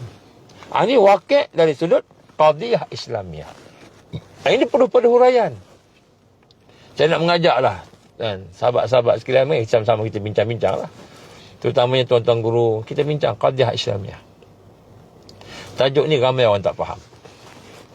Ramai orang tak faham. Bila tak faham hak ni, kita tak faham. Harakah ad-dhammah tak faham. Kita tak akan faham tentang gerakan yang menghancurkan Islam. Kita tahulah. Kita kata ni sosialis, ini komunis, ini apa, kita tahu. Tapi kita tak faham. Sehingga kita merasai perancangan mereka di dalam kehidupan kita ni. Sangat halus. Perancangan mereka sangat halus. Minta izin minum sikit. Bismillah. Alhamdulillah. Dia kering tekak. Jadi nombor 4-nya masalah Islam. Realiti. Kita kena faham realiti. Ini ramai tak faham. Inilah saya kata tadi bila saya bertemu dengan ulama-ulama yang telah melalui sampai mereka ditangkap, Kan Syekh Abu Bakar Al-Wawidah sampai masuk dalam penjara, diseksa sampai buta matanya. Syekh Muta'al Al-Jabari rahimahullah, seorang yang telah menyentuh hati saya. Bersama dengan dia, subhanallah, sepanjang saya belajar kat sana lah. Dan masa tu dia hidup lagi. Sampai kita tengok dia seksa, sampai jantungnya rosak. Sekejap-sekejap cakap kuat sikit je, darah mengalir, terpaksa tutup. Dan telinganya rosak, terpaksa pakai alat pendengaran sebab dimasukkan cacing sehingga telinganya rosak, tak boleh mendengar. Kan, kukunya dicabut sehingga kukunya jadi tak cantik kukunya. Susah kan, tapi alhamdulillah kan, boleh berjalan, boleh bergerak. Jadi bila bertemu dengan orang-orang yang telah melalui pengalaman dakwah, pengalaman tarbiyah, pengalaman jihad, sampai peringkat mereka dianiaya dan zalimi, sampai ada di kalangan mereka yang mati di dalam siksaan. Dengan zaman di Mesir, zaman di Iraq, zaman di Palestin, zaman di Syria. Begitu juga kawan-kawan kita daripada Morocco, daripada Tunisia, daripada Algeria, daripada Sudan. Ini semua pengalaman-pengalaman harakah Islam yang berhadapan dengan qadiyah Islamiyah, permasalahan Islam yang kita kena faham tadi. Jadi kita bukan hanya faham tentang macam mana kita nak mentarbiah diri kita, islah diri kita, macam mana nak membina Al-Quran dalam kehidupan kita, itu semua memang kita kena faham. Tapi kita faham wakil, realiti. Pemerintah kita, siapa di kalangan pemimpin kita yang mengkhianat, kita kena tahu. Macam mana nak tahu dia mengkhianat? Macam mana kita nak tahu? Semua sembunyi duduk belakang. Semua duduk belakang. Hari ni kan, orang-orang Islam pergi berarak, daulat tuanku. Kan, kata pemimpin ni mengkhianat tuanku, kan, sebagai penyelesaian. Jadi orang yang berarak, yang jadi pemimpin dulu ni dengan orang pemimpin sekarang ni sama je. Kita nak sokong orang yang dulu pun korup juga. Tak korup ke dulu? Sekarang je korup. Kan? Kalau dulu orang yang berarak ni, sebab dia tak jadi pemimpin, yang naik atas jadi kerajaan ni, dia kata orang yang jadi berarak tu korup. Orang yang tengah berarak tu pula kata orang pemimpin ni korup. Semua pakat korup belaka kan. Semua pakat korup belaka. Mana nak sebut kat sini, kita kena faham lah qadiyah Islam, baru kita boleh faham. Kalau tak faham, tengok baik je, dia semayang, dia puasa, memang dia semayang puasa. Zaman Nabi, orang munafik pun semayang puasa juga. Orang munafik bukan kata tak semayang. Orang munafik semayang, bukan tak semayang. Zaman Nabi semayang, duduk. Kadang-kadang semayang belakang Nabi lagi. Kan? Tapi munafik. Jadi kita tak sebutlah siapa munafik. Tak munafik dah, sebab kita takkan faham kalau kita tidak memahami qadiyah Islamiyah. Kita tak memahami permasalahan Islam. Ni tajuk ni. Kalau siapa yang nak, kita boleh bincang, insya-Allah. Saya boleh sampaikan. Kita boleh bincang lah, tukar-tukar. Baik, yang terakhir sekali, sudut wakil ni, realiti ni ialah realiti dari sudut proses tarbiyah, dakwah dan jihad yang contemporary, yang semasa. Dulu 10 tahun, 20 tahun yang dulu, macam mana nak approach kita tentang tarbiyah ni tak sama dengan sekarang. Bila kita faham qadiyah Islamiah, baru faham yang nombor 5 ni. Ini realiti antara wakil yang perlu kan. Okey, ini dari sudut ilmu wakil. Yang ketiga ni dari sudut ilmu kan, kejiwaan, ilmu nafs. Jadi murabi mesti faham ilmu nafs, ilmu kejiwaan. Jadi dia peranan sebagai seorang syekh, seorang yang boleh membimbing jiwa, mutarabbi, orang yang dididik tadi, ataupun murid-murid dia tadi, memproses jiwanya dengan tarbiyah. Bagaimana nak melihat psikologi dia, bagaimana nak memproses mujahadah, takarub kepada Allah, macam mana nak mengenal Allah, ma'rifat, nak mengenal Allah ni macam mana, proses jiwa. Ini antara perkara yang penting sebagai seorang murabbi. Begitu juga macam mana nak memahami hakikat, nak memproses jiwa-jiwa manusia, karakter manusia. Jadi kita jangan pula rasa kita dah komplit dah. Kita ada lebih serba kekurangan. Kita kena sama-sama takmil wal istiqmal. di kalangan tuan-tuan guru yang ada, kena takmil wal istiqmah. Allah berfirman dalam surah An-Najm, An-Najmu, bagaimana Allah gambarkan, kan, fala tuzakku anfusakum. Maka hanya Allah sahajalah yang maha mengetahui siapakah di antara kamu ini yang bersih jiwanya. Huwa a'lamu bimanittaqa, dan siapakah di kalangan kamu itu yang bertakwa. Jadi Allah tahu. Jadi kita jangan rasa kita yang terbaik. Ini ilmu jiwa. Kemudian juga ilmu dari sudut kita memahami macam mana nak meningkatkan pula potensi mutarabbi, murid tadi. Bukan zikir saja. Zikir salah satu. Dia bukan zikir je. Dia bukan solat saja. Macam mana kemahiran dia dalam memimpin, kemahiran dia dalam mengurus, kemahirannya dia dalam melaksanakan kerja-kerja dakwah, kerja-kerja tarbiyah, kerja-kerja jihad, kemahiran dalam bidang ekonomi. Kalau dia seorang yang boleh digarap sebagai ekonomi, macam mana membina sistem ekonomi Islam, macam mana mencipta sistem trading Islam dengan dinar, dirham dan sebagainya. Jadi macam mana nak develop, membina pengikut-pengikut tadi kepada kekuatan-kekuatan sesuai dengan apa yang Allah kata tadi, wa'idul lahum mastata'tum min quwwah. Jadi siapkan diri kamu dengan kemampuan yang kamu boleh dengan untuk kekuatan-kekuatan sistem Islam. Jadi mutarabbi mesti faham. Dia mesti ada basic pengurusan yang baik. Dia ada basic kepimpinan yang baik. Dia punya sifat kepimpinan dan pengurusan yang baik. Dia nak pilih, nak buat sebagainya. Dia tahu. Dia bukan hanya sekadar boleh mengajar rohiyah saja. Dia kena ada. Sebab tu kena ada gabungan ni. Kita kena gabung ni. Sebab tu kita kena gabung. Digabung. Kita kena gabung. Jangan kita merendahkan siapa-siapa. Jangan. Kita kena gabung. Takmil wal istiqmal. Lengkap melengkapi. Maknanya tidak ada satu orang pun yang perfect. Jangan kita nak lawan fitnah yang nak jenis tadi nak berdebat aja, yang nak berbahas saja, yang tak kisah adab dan akhlak. Orang macam ini tak payah pun tak apa. Taifah Mansurah tak memerlukan dia. Orang yang nak berdebat je, siapa paling pandai, siapa paling bersih, kan, siapa paling hebat, kan. Macam mana Allah gambarkan tadi, siapa yang tahu? Allah je yang tahu siapa paling bersih antara kita. Siapa yang paling bertakwa. Tak payah nak berdebat-debat. Siapa paling pandai. Tak payah. Kita gabung aja. Contohnya kamu pakar bahagian ni, gunakan kepakaran kamu. Jangan kita lekehkan orang lain pula. Jangan kita lekehkan orang lain. Jangan. Kita bergabung. Sama. Buat. Yang ini mesti ada kelemahan. Yang itu pun mesti ada kelemahan. Kita pun ada kelemahan. Jadi jangan kita tengok kelemahan-kelemahan, lemah pakat lemah semua. Kita kena bergabung semua ni. Gabung. Tarikatnya, golongan-golongan siasahnya, golongan-golongan ekonominya, golongan-golongan profesionalnya. Kena gabung semua. Kita kena pandai memimpin dan mengurus umat. Bukannya sekadar kita boleh ceramah je. Ceramah ni cheap. Orang kata apa? Bercakap ni murah. Jadi ustaz-ustaz kita ni banyak boleh berceramah, tapi tak boleh membimbing, tak boleh mendidik, tidak boleh membina. Sebab tu kelemahan utama bila disebut al-ulama warasatul anbiya. Ulama itu adalah pewaris Nabi. Bukan maknanya dia belajar agama Islam, dia pewaris Nabi, dia jadi da'i. Bukan. Nabi SAW tak masuk pun universiti.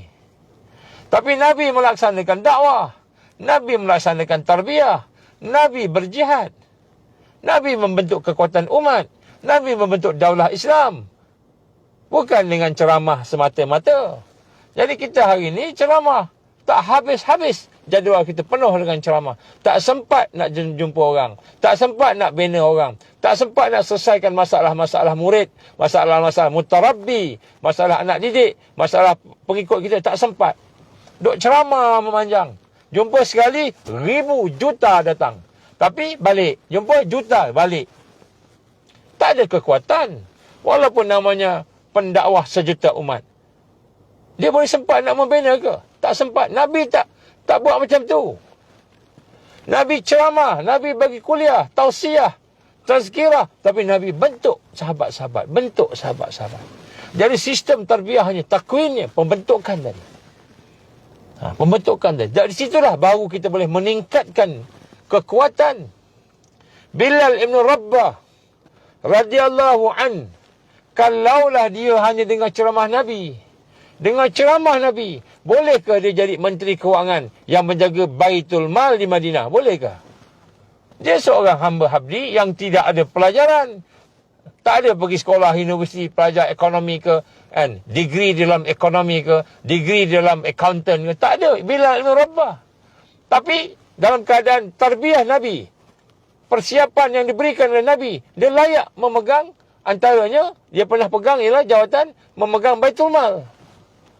Bilal ibn Rabbah. Masa bila yang dia pergi masuk universitinya, college, degree accounting ke diploma accounting? Tak pernah.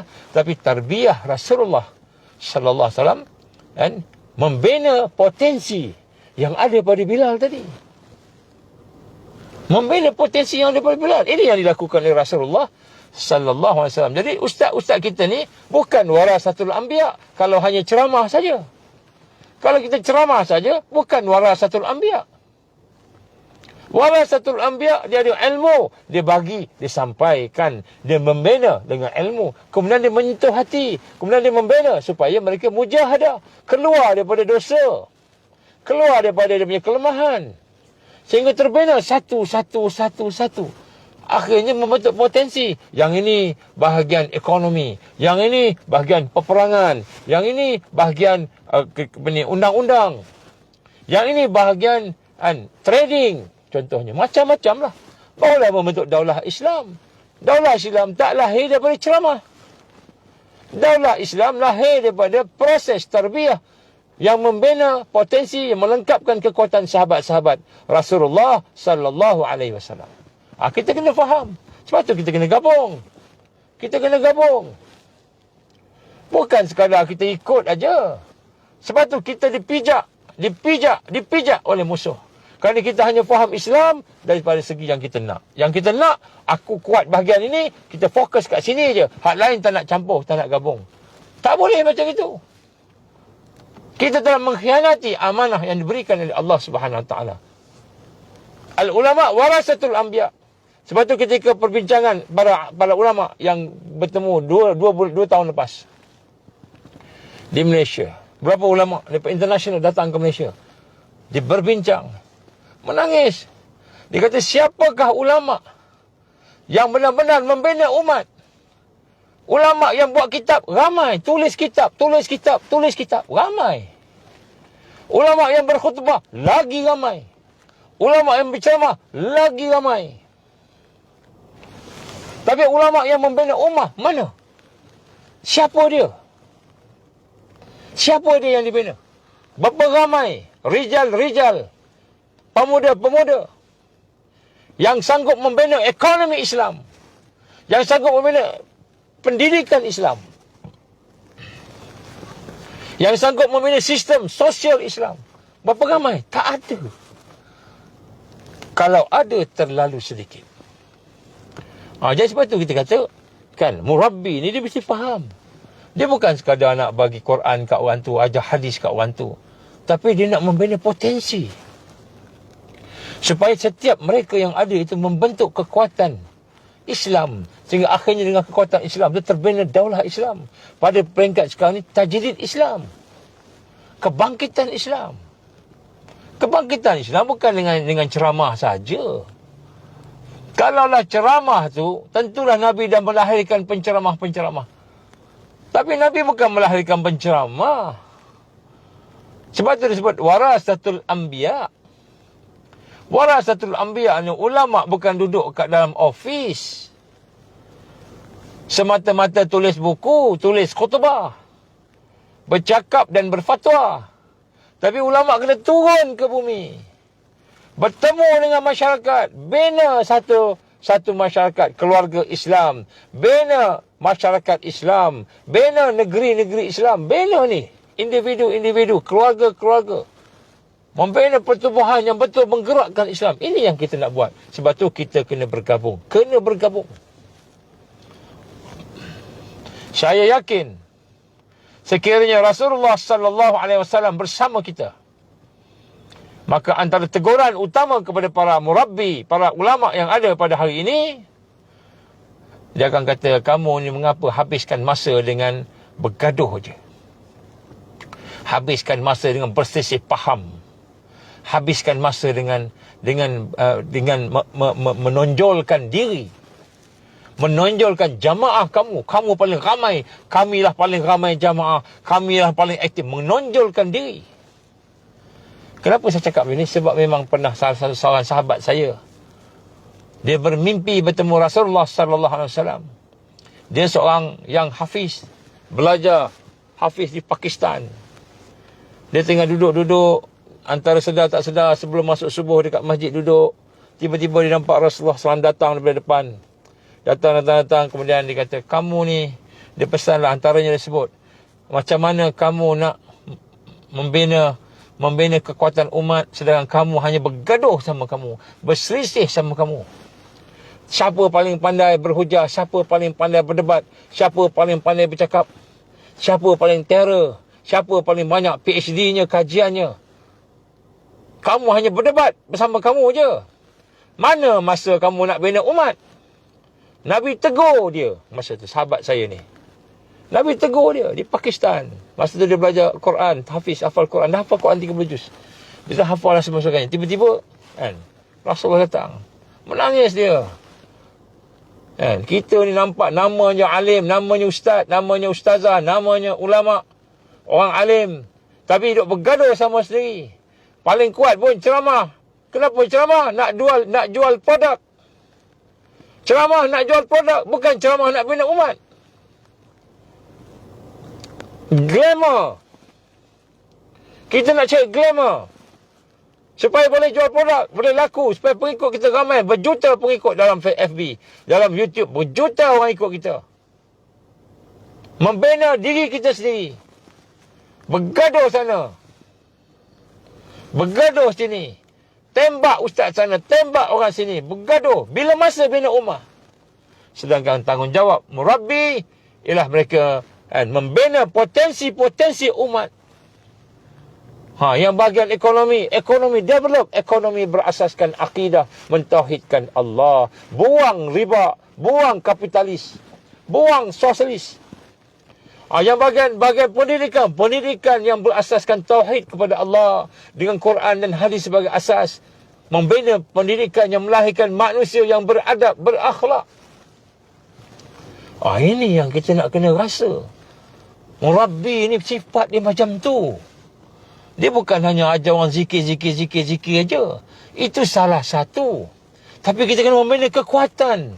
Kita kena susun kekuatan tadi. Barulah tajdid, berlaku tajdid. Kalau tidak, tak boleh berlaku tajdid. Dan kita telah mengkhianati amanah yang telah diberikan oleh Rasulullah sallallahu alaihi wasallam. Ini kita kena faham yang ni. Saya bukan tegur siapa-siapa, saya minta maaf sangat kalau suara saya tinggi. Saya bukan tegur siapa-siapa, saya tegur diri saya sendiri. Kita sama-sama ni, kita kena bergabung, berlapang dada, berhusnuzan. Kita duk cakap, saya aswaja, saya aswaja, saya aswaja. Kita bangga dengan aswaja. Bila masa kita tarbiyah, bila masa kita dakwah, bila masa kita bentuk iman, kekuatan ummah, kekuatan Islam, bila masa duk cakap saya aswaja, aswaja, aswaja. Aswaja yang sebenar, yang mengikut Rasul SAW, yang membentuk ummah, bukan bercakap. Kita tak habis-habis medan cakap je. Sifat murabbi bukan macam tu. Ini kita kena tengok balik semula.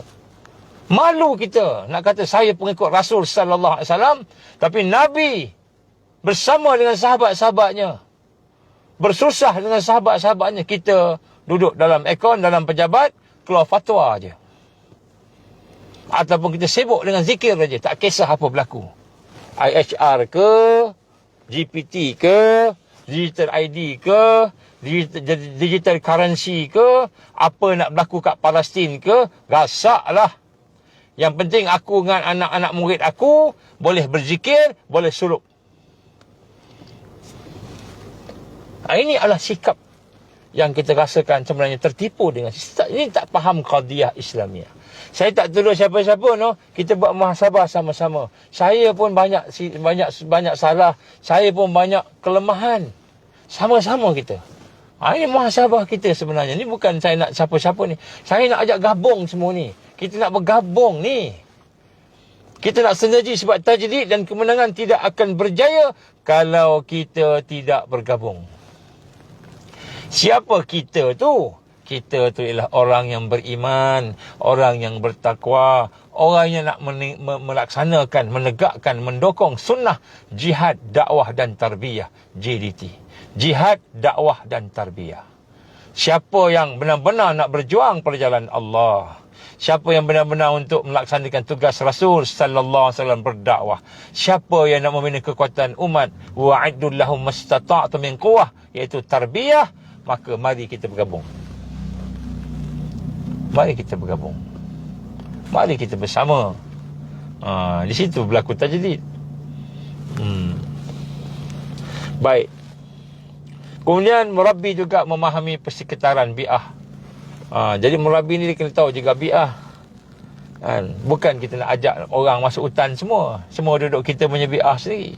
Masuk hutan, masuk kampung mana-mana, duduk situ, kita aman damai. Sebenarnya huru-hara kat luar. Kita tinggalkan umat Muhammad sallallahu alaihi wasallam yang kat luar. Kita tinggalkan umat Muhammad sallallahu alaihi wasallam yang kat luar. Kita kata cukuplah aku dengan ahli keluarga aku dengan sahabat-sahabat aku. Macam gitu kan? Tak boleh. Nabi hantar sahabat-sahabat semua, hantar. Pergi mana-mana nak hantar, nak jumpa dengan Rom pun dia hantar. Parsi pun dia hantar surat. Bukan kita duduk seorang-seorang kita ramai-ramai dalam satu tempat. Musa, izhab ila Fir'aun. Izhab ila Fir'aun. Diperintah pergi jumpa Sultan. Pergi jumpa Sultan. Masa tu Fir'aun lah Musa. Kan? Baik, kemudian adalah sifat-sifat yang lain-lain. Saya ingat mungkin cukuplah kot setakat tu. Ada lagi banyak lagi sifat murabbi ni, profil murabbi ni. Tapi cukup setakat tu lah. Siapa yang masuk lambat ni, tolong dengar daripada awal. No? Tolong dengar daripada awal. Saya buat tajuk ni malam ni sebab tajdid dah terlalu dekat. Tapi tajdid janganlah kita anggap kita je betul. Kalau kita anggap kita betul, kita tak nak bergabung. Tak nak bergabung dengan sahabat-sahabat seiman. Sahabat-sahabat yang berjuang, yang melaksanakan jihad, dakwah dan tarbiyah. Maka selagi itulah tajdid tidak akan berlaku. Dan sekiranya Allah izin tajdid berlaku, kemenangan Islam berlaku, kita tertinggal. Walaupun nama kita Ustaz Al-Fadil, Al-Syekh, Ustaz Murabbi, Al-Habib, tapi kita tidak mahu membina kekuatan umat bersatu bersama-sama, berlapang dada dengan kelemahan sahabat-sahabat kita. Semua ada kelemahan belaka. Kita sama-sama berlapang dada, berhusnuzan. Kita buat yang mana yang baik-baik, kita gabung. Inilah insya-Allah. InsyaAllah noh. Baik, jadi kan banyak yang juga yang tulis kat sini ni. Kan Fakrul Fandi, Muharram dah dekat Ustaz. Memanglah Muharram dah dekat. Jadi sekarang ni kita nak buat satu tamrin insya-Allah pada bulan Februari ni. Saya jemput semualah siapa yang nak datang, yang yakin dengan kefahaman yang kita bawa ni, datanglah insya-Allah. Kita nak bincang tentang perkara yang kita kena buat. Kita kena bergabung.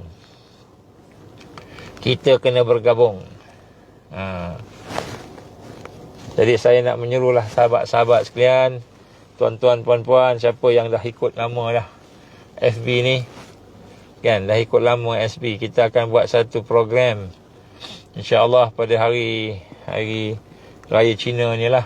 Orang Cina raya, kita tak payah raya lah, kita buat program. Silalah datang, tempatnya tu di Melaka insya-Allah. Datanglah.